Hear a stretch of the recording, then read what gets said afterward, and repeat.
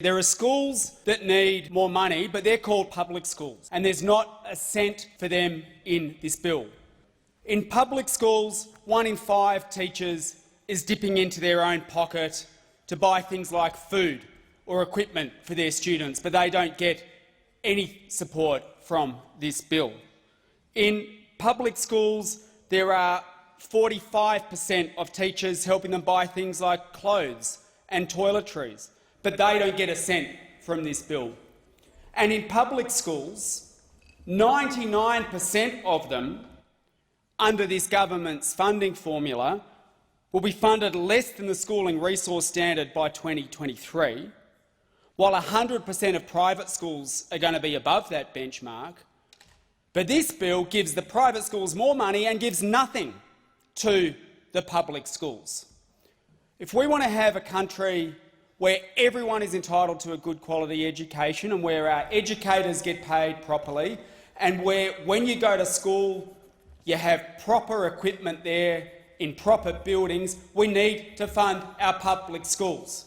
But this government can find $3.4 billion to give money to schools that are already doing all right, to get even more money, but nothing for public schools. This government is failing the 2.5 million children in public schools.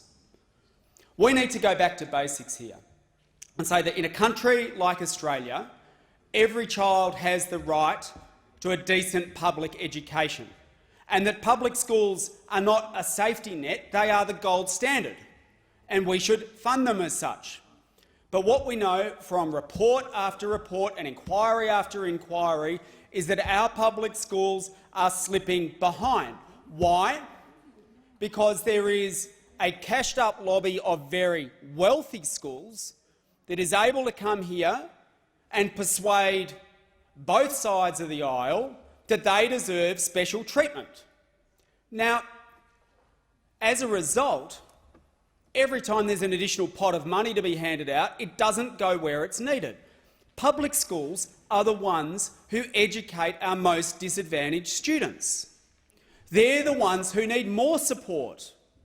So if there's a spare $3.4 billion going, let's give it to our public schools, because they're the ones who are doing the bulk of the teaching and the bulk of the teaching in areas of need.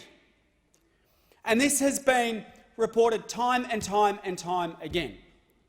But it seems that when it comes to this place, need doesn't count for much. What counts is whether you got the right school tie and you went to the right very wealthy private school that's got a few swimming pools and tennis courts, because if you do that, then you can come and ask the government for additional money and they will give it to you. Now, there are some positive steps in this bill. There are some positive steps in this bill because it starts to go some way towards improving the measurement of a school's socio-economic score. And I know from in my electorate, where we've got more public housing than any other electorate in Victoria, that there are some Catholic schools in the electorate that I wouldn't say are wealthy by any stretch. St Joseph's, St Michael's, Holy Rosary, some of those schools are looking after some of the and educating some of the neediest and poorest students. And so, to the extent, but what the government is doing is wheeling out some of those schools and saying, oh, well, this justifies the whole bill. Well, no, part of the problem there is that we don't fund schools on the basis of need. And the government hands over big cheques and then the money doesn't find its way to the schools that need it. And if we had a proper needs-based funding system, then those schools who are educating some of the most vulnerable, including those in the flats in public housing in Collingwood or in Kensington in my electorate, would get the funding that they deserve. But if you took a needs-based approach, what you would find is that the bulk of the money goes to the public schools because that is where the bulk of the need is. But that and the students, that is exactly right, and the students, that is where the need and the students are. But that is not what this government is doing. And although the government accepts that there's a problem with the funding model that they've got and says maybe we need to look a bit at socioeconomic scores, what this bill doesn't do is consider the existing wealth and assets of private schools in allocating the funding. So the idea that this is about redressing some kind of imbalance is completely wrong, because even if your public school has enormous assets and enormous wealth, that won't be taken into account. You can still line up for some of this extra $3.4 billion. And what the President of the Australian Education Union said is absolutely right. This draft bill locks inequality into school funding. It takes no account of a school's income, wealth or assets in determining private school funding levels. So in other words, just think about this for a moment. If you've got a couple of tennis courts and a swimming pool and equipment that many, many students and people will never ever see in their life, you can still line up for a share of this $3.4 billion and get some of it, even if you've already got a lot, while other public schools, where 1 in 5 teachers are dipping into their pocket to buy stationery and classroom equipment, get nothing. So this isn't just an attack on students and families and public school teachers across the country. This is also an attack on democracy, because this is another step towards us becoming a society of haves and have-nots, where if you've got the cash to send your child to private schools to the tunes of tens of thousands of dollars a year, then you're going to get more money. But if you're lining up for a public school where you sit through sweltering days during summer as the climate crisis gets worse because so many of those schools aren't designed well enough to keep the students or the teachers or the staff cool, or if you're lining up and you're one of those students who's lining up and you can't afford to buy breakfast that day, there is nothing in this $3.4 billion for you. So this increases inequality, this bill.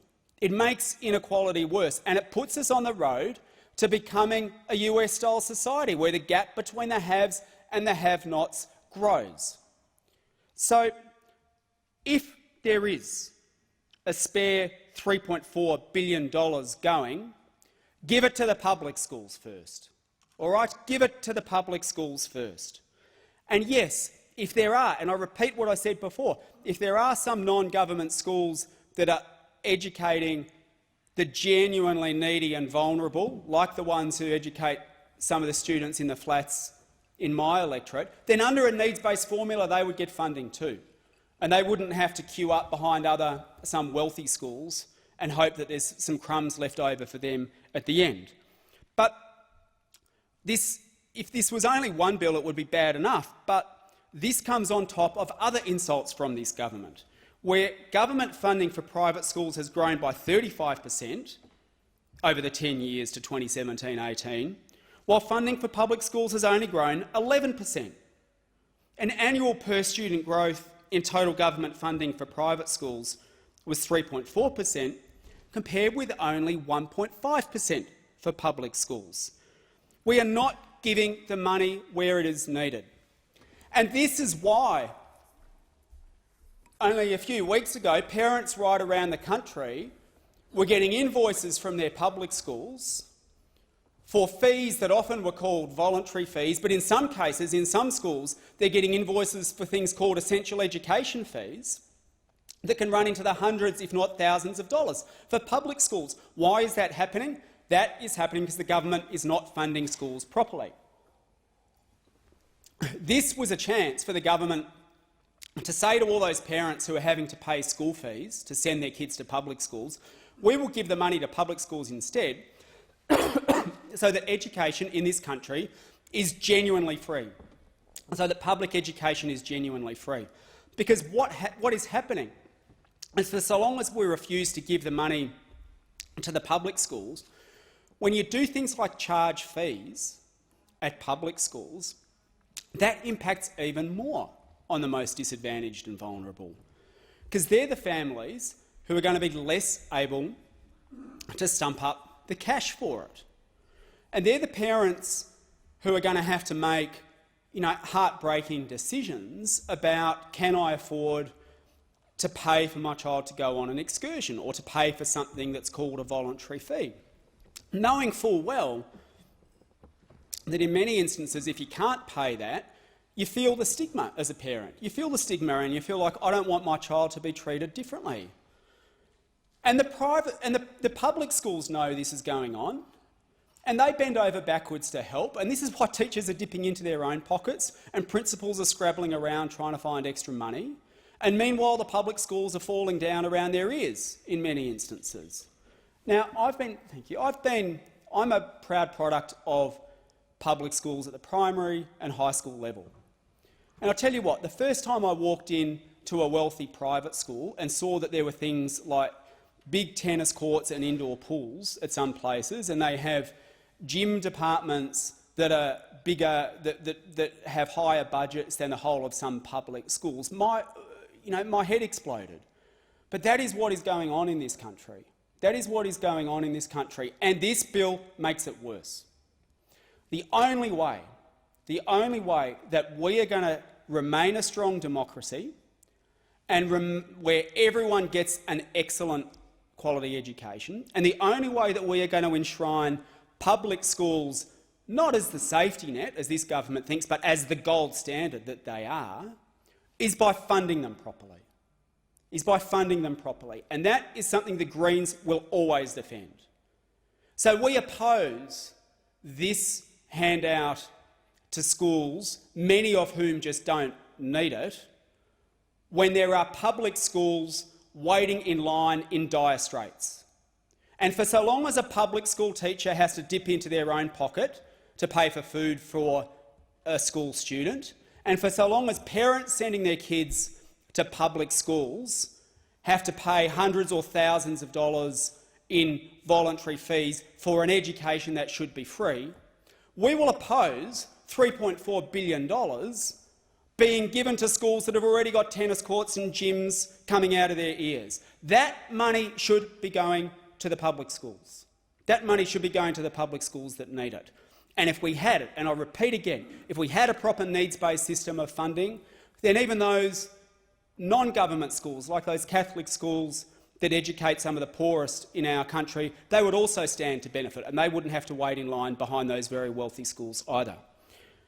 A key part of the Green New Deal that I will be pushing as leader of the Greens is genuinely free education in this country. Getting rid of those public school fees that parents have to pay, ensuring that every teacher is paid properly, and ensuring that every public school has the money it needs to deliver and continue to deliver a gold standard education. And if there is money going, it should go where it is needed first.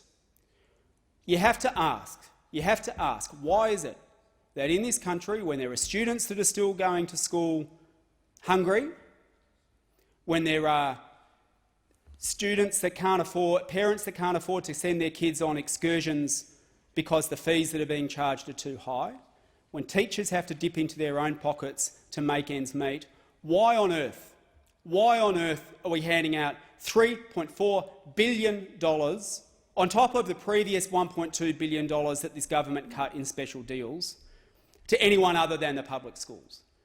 Now, I don't know what the other parties are going to do on this, but I can tell you the Greens will be fighting it, because the Greens will fight for public schools and put public education first. Because for so long as public education is underfunded in this country, which on any measure it is, that is where the money should be going first. This is taking us down the road to becoming a US-style unequal society where we divide between haves and have-nots. One of the good things about Australia is that no matter how much money you've got, you can feel reasonably, or you can feel guaranteed that your child is going to get a good education, a world-class education when you send them to a public school. But that is under threat if we keep underfunding our public schools. That is under threat. And if we want everyone in this country to have the right to send their child to a public school and know that they'll get a gold standard education, then we've got to fund our public schools properly, and that means giving this $3.4 billion that apparently is going begging to the public schools that need it, not the very wealthy private schools that don't.